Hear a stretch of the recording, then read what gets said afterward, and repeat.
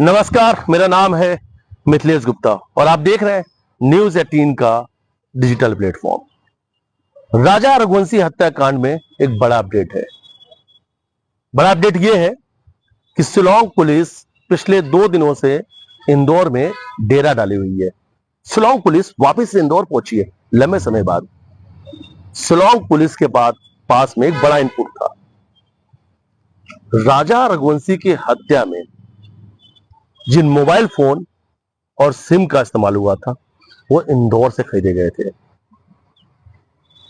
सोनम ने 2 mobile phone खरीदे थे, एक खुद के लिए और दूसरा उसके प्रेमी राज के लिए। दोनों उसी नए मोबाइल फोन से ही बातचीत कर रहे थे और उसी नए मोबाइल फोन से ही हत्याकांड की साजिश भी रची गई। सिम भी नया था, वो नंबर दूसरे लोगों के पास नहीं हो। हत्या करने के बाद जब वो फरार हो जाएंगे तो पुलिस तक वो नंबर नहीं पहुंचे। गुमराह करने की कोशिश भी की गई। विशाल, आनंद, आकाश, सोनम और राज, ये 5 आरोपी हैं। 5 आरोपियों के मोबाइल फोन जिन नंबर का वो इस्तेमाल कर रहे थे, इसकी जब पूरी डिटेल निकाली गई तो शिलांग पुलिस को इसका इनपुट इंदौर से मिला। भरत जाधव इंदौर के रिवर साइड रोड पर एक शॉपिंग गारमेंट की दुकान है, कपड़े की दुकान है, उस पर वो काम करता है। उम्र उसकी लगभग 19 साल की है और उसका एक और दोस्त है, उसका नाम अभी तक सामने नहीं आया। इन दो युवकों को लेकर शिलांग पुलिस ने लगभग 6 से 8 घंटे तक पूछताछ की। भरत जाधव को इंदौर के अलग अलग लोकेशन पे भी अपने साथ शिलांग पुलिस लेकर गई।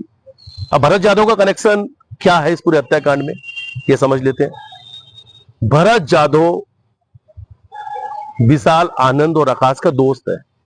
हत्या के पहले और हत्या के बाद कई बार इनके बीच बातचीत हुई थी। शिलांग पुलिस ने जो सीडीआर निकाला था उसमें यह डिटेल सामने आई थी। एक ऐसा और नंबर आया था जो इंदौर का है, जिसमें लगातार इनकी बातचीत चल रही थी। और भरत के एक और दोस्त है जिससे पूछताछ की गई, उसकी भी इन लोगों से लगातार बातचीत चल रही थी। क्या राजा रघुवंशी हत्याकांड में इनकी भी भूमिका है? इसी बिंदु को लेकर, इसी पॉइंट को लेकर जांच के लिए शिलांग पुलिस इंदौर पहुंची। सबसे पहले इन्हें हिरासत में लिया गया। लगभग 6 घंटे तक पूछताछ के बाद दोनों युवकों को छोड़ दिया गया। पूछताछ में पूछा गया, बातचीत हुई कि लगातार बातचीत क्यों हो रही थी। बातचीत होने की वजह स्पष्ट हुआ कि ये उसी नंदबाग कॉलोनी के उसी गली में भरत जाधव रहता है, जिसमें विशाल, आनंद, आकाश, राजा की हत्या करने वाले तीनों आरोपी जिस गली में रहते थे उसी गली में उसका भी मकान है। ये आपस के दोस्त है। दूसरी तरफ इंदौर के स्थानीय क्राइम ब्रांच के अधिकारी और जवानों के साथ मोबाइल व्यापारियों से भी पूछताछ चली। 3 मोबाइल व्यापारियों को इंदौर के क्राइम ब्रांच थाने बुलाया गया। कई घंटों तक पूछताछ हुई। खासतौर पर मोबाइल कब बेचा गया, मोबाइल किसके नाम पर मोबाइल है, पेमेंट कैसे हुआ, सिम, जो फर्जी सिम की बात आई सामने, वो फर्जी सिम किसने बेची थी, इन सब चीजों को भी लेकर पूछताछ हुई। यह माना जा रहा है कि इस हत्याकांड में अब और भी आरोपी बनाए जा सकते हैं।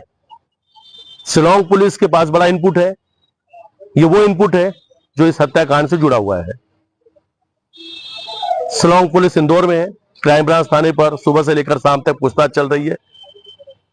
सोनम और गोविंद, इनका 20 तारीख को, 20 अगस्त को इनका जन्मदिन भी था, भाई बहन दोनों का। और जन्मदिन के दिन ही, सोनम के बर्थडे के दिन ही इंदौर में सोनम के ही पति की हत्या की जांच भी चल रही। सोनम ने अपनी पति की हत्या करवा दी और हत्याकांड में शामिल मोबाइल और सिम, इसको लेकर जांच तेज कर दी गई है, जांच शुरू कर दी गई है। ऐसा यह भी माना जा रहा है कि लगभग राजा रघुवंशी हत्याकांड की जांच जो है वो पूरी हो चुकी है। 1 सितंबर को शिलांग पुलिस चालान पेश कर सकती है। माना जा रहा है कि अब 1 सितंबर तक ये चालान जो है वो पेश हो जाएगा। आरोपी सलाखों के पीछे हैं और दूसरी तरफ इंदौर में भी इस वक्त बड़ी जांच चल रही है।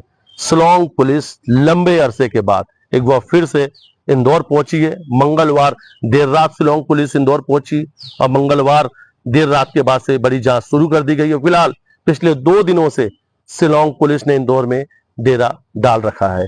कुछ नए बड़े अपडेट के साथ मैं फिर आपके सामने आऊंगा। राजा रघुवंशी हत्याकांड से जुड़े हुए कुछ नए अपडेट आप तक पहुंचाएंगे।